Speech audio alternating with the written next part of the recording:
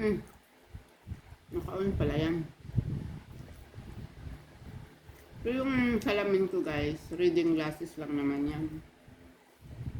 Mahal kasi pag progressive, 7.5. Sabi ko, wag na, reading glasses na lang. Saka na lang pag may budget na ako mag-progressive.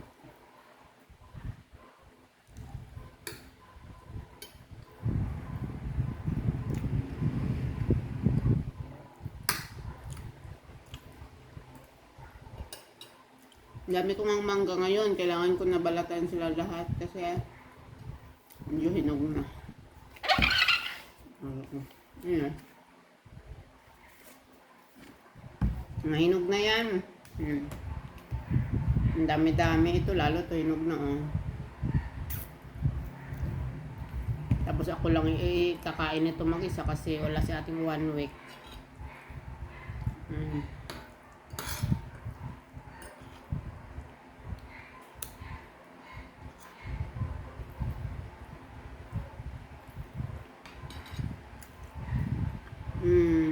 Tanghalian, hapunan ko na to guys. Hindi ako kumain ng tanghalian Kaya alas 5 na yata. Alas 5 na nga. Kaya tanghalian, hapunan ko na to.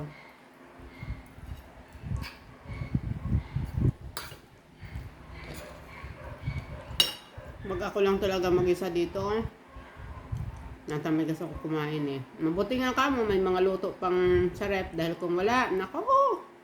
Baka kung mga ano lang kinain ko, yung mga biscuit yan. Natamig ako luto guys pag ako lang mag-isa Mag-isa ka lang, maluluto ka, mag-isa ka lang kakain.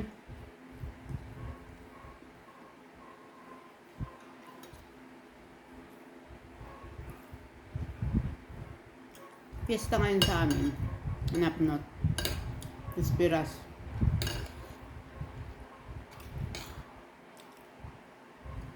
Yung nanay ko hindi naghahanda. Simula nung matay ang tatay ko, hindi ko pinaghahanda ng mga piyesta ang nanay ko. Kasi ang rason ko, maghahanda. Hindi naman tayo mayaman. Hindi naman sobra-sobra pera natin para tayo maghanda at magpakain ng mga tao.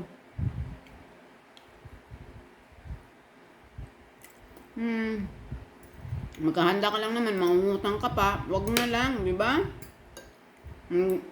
Bunga-bunga ka tapos ilang linggo ka magtitiis, ilang buwan ka magtitiis kasi bound ka sa utang, wag na lang Ako nga, ni birthday ko, hindi ako naghahanda.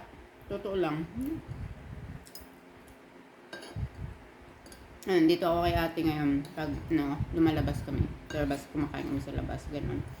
Pero yung hindi ka lang, kahit nga, di ba, kahit nga yung mga friends ko, hindi ko nayayaya sa labas, ganun ba. Kasi minsan, sipin mo, gastos ka ng mga 1,000. Alam mo naman, yung pamilya mo, kailangan ng pera, yung mga ganun ka. Minsan, hindi ako basta-basta makagastos talaga kung hindi lang kailangan. Kung nga itong salamin ko, dapat matagal na ako nagpapasukat. Last year pa yata o basta nandun pa siguro ako sa Quezon City. Kailangan ko na ng salamin. Hindi talaga ako nagpapasukat kasi nga nang una, mahal. Tapos pangalawa, sabi ko wala naman masasabitan sa ilong ko kasi nga flat nose ako.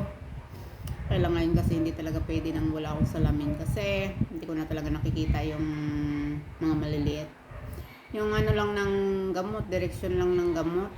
Hindi ko mabasa Kaya kailangan talaga salamin na.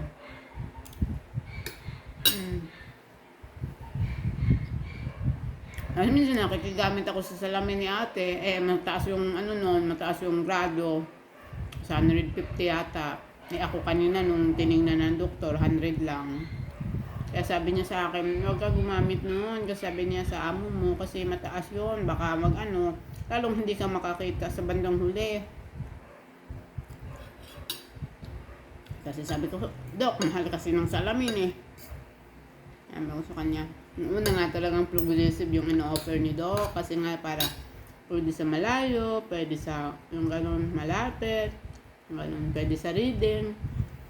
Mama ko, Doc, sabi ko, Isang bahay lang ako eh. Sabi ko. Tapos mayroon pa akong sinusuportahan na nanay. Sabi ko yung sweldo ko na, hati-hati ko lang. Sige, sabi niya reading glasses na lang. Kasi pag hindi natin afford, huwag natin ipilit kung ano yung pwede lang. Pwede naman, pwede kahit naman paano, pwede ka pa makabasa, yun na lang. Huwag natin ipilit yung mahal. Pwede ko naman talaga yun. Kailang, hindi ako makakabigay sa... Kasi, parang magbabayad ako ng SS ko eh. This month, magsama-sama kasi yung bayarin ko.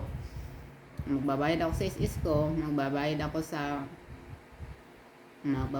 sa tawag doon. Hindi nga ako makabayad sa utang ko muna. Pas muna yun, baka next month pa. Kasi binabudget ko, magbayad ako sa salamin ko. Kasi ginamitan ko ng credit card. Salamin ko, is ko. Siyempre, padalan ko yung nanay ko. Padalan ko yung kuya ko dahil wala siyang trabaho. 2 linggo na. Ganun ba? Kaya, kailangan talaga budgetin mo. Pera mo. Kung minsan nga, hindi mo na alam paano budgetin para magkasya eh. Minsan sabi ko nga, hindi ka ako nag-asawa para wala akong sakit sa ulo. Pero guys, parang ganun pa rin naman. Ang dami ko palang parang intindihin.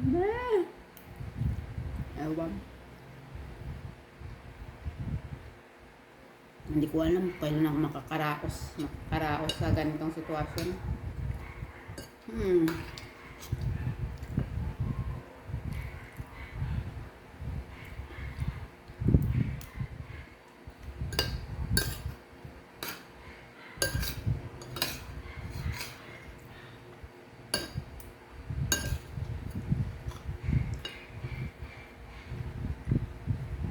Ang lalaki talaga ng subo ko.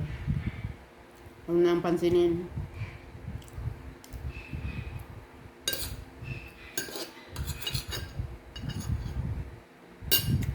Kasi malaki naman talaga ang bibig ko. Kaya, hindi tumatalab sa akin yung mga panlalait ng iba. Kasi ako mismo, alam ko, kilala ko yung sarili ko. Nabi nila pangit. Matagal ko nang alam yun na hindi ako maganda. Bakit ba? Ano problema mo? Sabi nila, pango. Eh ano naman, at least may butas pa rin dalawa. Malabas pa rin dyan yung hangin. Problema nyo. Alam nyo kung bakit naging ganito ako? Naging madali ko natanggap na hindi ako affected sa panlalait. Kasi maliit pa lang kasi ako. Itong may pinsan ng tatay kung gusto ko talaga batukan, si Noel. Maliit pa lang ako. Lagi niya sinasabi na anak ka ni Tangting, si Lolo Tangting na yun na parang si Mike Enriquez yung ilong niya. Malaki pa yata kay Mike Enriquez yung ilong nga. Yun daw yung tatay ko. Kasi nga, pango ako.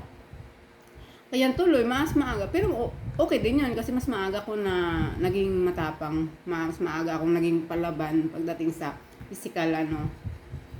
Pero, hindi na tumatalab sa akin. Pango, yung pangit-pangit. Kung makapangit naman kayo sa akin, para namang ako ang pinakapangit na sa buong mundo. Hindi na obra sa akin yung mga pangit-pangit na yan na pang babash. Kasi pinagtibay na ako ng panahon.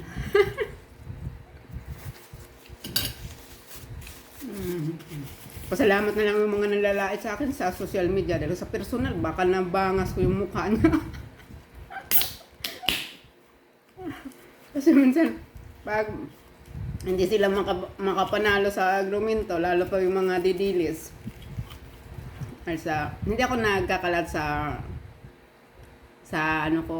Facebook ko. Hindi ako masyado nagano ng mga sa TikTok ako kasi siyempre hindi ko naman din gusto yung alam ko naman na mayroon mga DDS kasi ako na friends. So minsan nag-ano ako pero mas medyo lang hindi ganoon ka iba talaga pag sa TikTok doon talaga ako.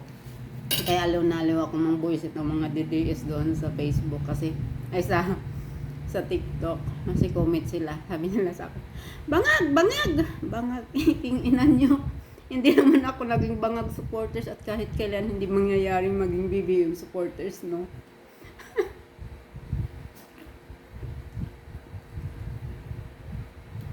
Yung nilait nilang bangag-bangag, binuto rin naman nila yun, mga siraulo.